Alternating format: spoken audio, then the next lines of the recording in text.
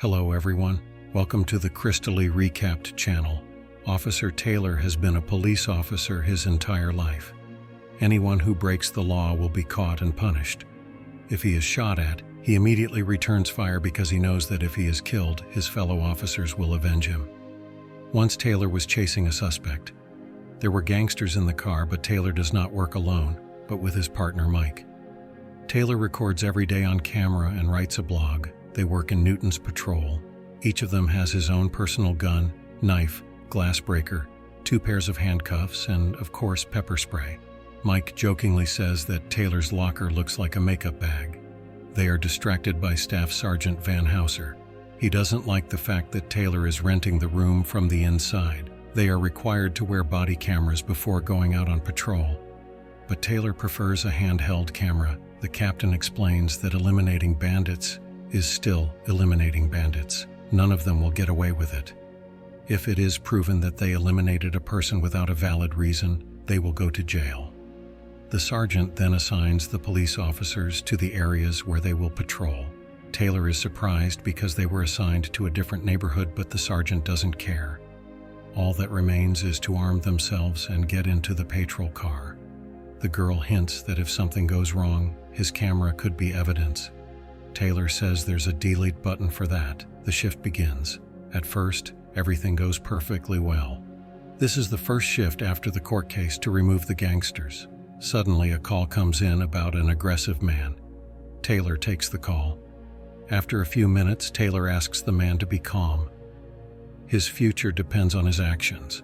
The man continues to behave aggressively and says that they are nothing without weapons. They will fight with their fists, and if he wins, they will leave his apartment, and if he loses, they can handcuff him. Taylor asks him to close the door, and then Mike runs on the attack. The man turns out to be very strong.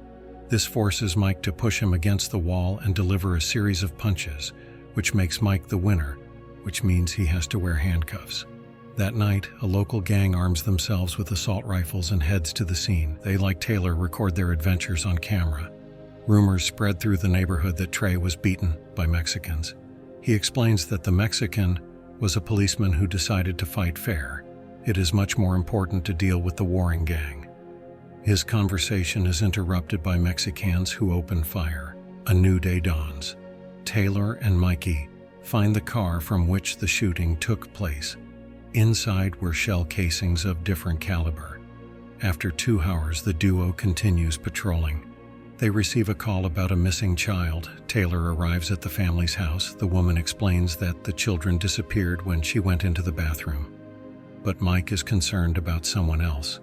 A man lying on the couch, and orders him to get up.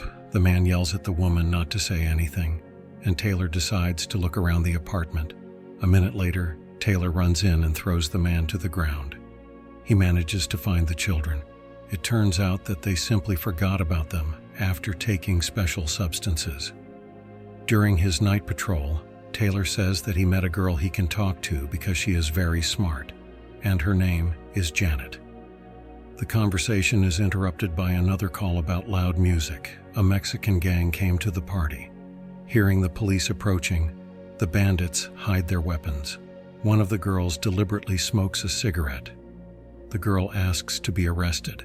However, Taylor realizes that this place is very dangerous and simply asks to turn down the music and then leaves because Mike's sister is having a party tomorrow.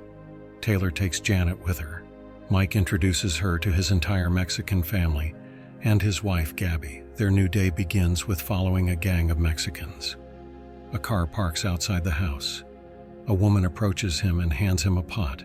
Taylor runs the car through the database and finds no violations. Then Mike comes up with an excuse to stop the car. They ask the man for identification, but he decides to pull out a gun. Other patrols arrive at the scene. They find a soup pot filled with money and a golden machine gun in the car. The captain praises them and wishes them a successful service. Taylor spends the rest of the day walking with Janet. The next day, they are called to a burning house. Hearing that there are children in the house, Mike does not hesitate to rush into the flames. Thanks to their well-coordinated work, they manage to save the boy, but they did not know that there was also a 2-year-old child in the apartment. They had to return to the inferno. The temperature was too high and the smoke filled the entire second floor. Taylor lies down on the floor and finds the girl in a minute. They were awarded for their rescue. Although they do not consider themselves heroes, Taylor ran into the house only because Mike decided to risk his life. Taylor adds that he investigated the bandit's phone. It had several addresses, so the authorities are covering for him. The case is much more serious and he wants to get to the bottom of it, but he needs Mike's help. Arriving at the first address, he looks through the trash but finds nothing.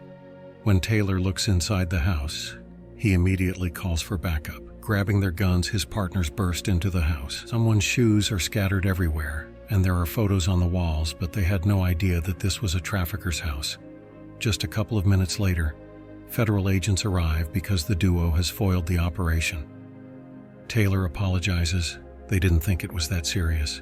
The federal agent asks them to be careful because this gang is very dangerous. The man who was transporting the soup is a member of this gang. Taylor does not understand because according to their databases, he is clean. The agent replies that there are secret databases that ordinary police officers do not have access to. While on patrol, the partners argue about the appropriateness of their actions, but Taylor could not have known what they were getting into. After a while, Mike had a child, and Taylor is still dating Janet. That night, they are on patrol again. Taylor tells them that he is thinking of marrying Janet. Mike asks him to think again, because marriage should be once and for all. Suddenly, their car is sent to help Officer Van Houser. A little later, the duo finds the officer, but he is seriously injured. Van Houser is still able to think and explains who attacked them. Taylor arms himself with a shotgun and goes in search of the Latino. The bandit beats Van Houser's partner. Taylor has every right to eliminate the bandit, but decides to let him live. Van Houser wonders why the bandit took off his vest and his partner resigns from the police force. The day comes when Taylor decides to get married. Sergeant Daniel comes to the wedding. He tells them that his partner saved his life by shielding him from a gangster's bullet. But his partner was killed. The next day was very calm. The partners were even able to choose which call they were going to.